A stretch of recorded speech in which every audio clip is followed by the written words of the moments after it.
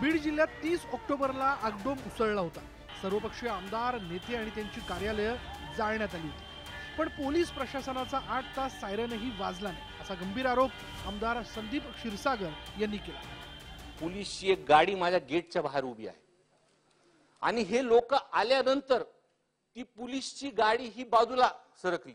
सगळी पोलीस यंत्रणा दंगल पथक तिथे उपस्थित असतं आणि हे प्रकार झाल्यानंतर पोलिसाची गाडी तिथून निघून जाते साहेब। घर जळत असताना आत कुटुंब होतं, त्यामुळे मोठा धोका निर्माण झाला होता। याकडे क्षीरसागर यांनी लक्ष वेधलं। जाळपोळ ठरवून करण्यात आल्याचा आरोपही क्षीरसागर यांनी केला। कुटुंब आतमध्ये होतो। माझा लहान मुलगा वारंवार मला फोन करत होता की बाप्पा तुम्ही लवकर या, आपल्या घर जळतंय, आपल्या घरात बॉम्ब टाकतोय। लोकप्रतिनिधींची घरं जाळणं हा गंभीर प्रकार असल्याचं गृहमंत्री देवेंद्र फडणवीस यांनी सांगितलं। त्या ठिकाणी जी कारवाई करता येत होती ती करत होता आणि जर त्या पोलीस फोर्सने काहीच कारवाई केली नसती तर घटना याही पेक्षा गंभीर झाली असती। मात्र हे तेवढंच खरं आहे की जेवढ्या मोठ्या प्रमाणात लोक एकत्रित झाले होते त्या मानाने तो फोर्स कमी होता।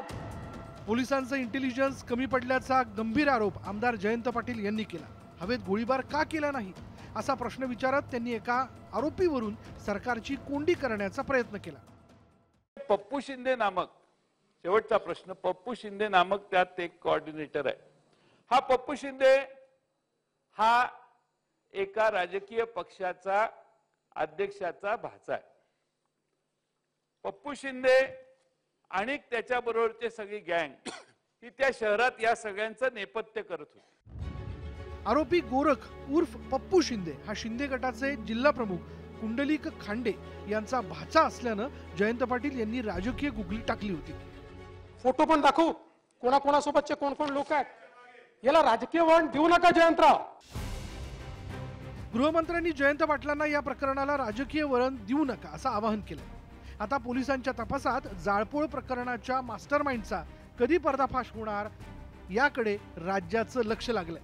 Bureau report, news 18 Lokmat.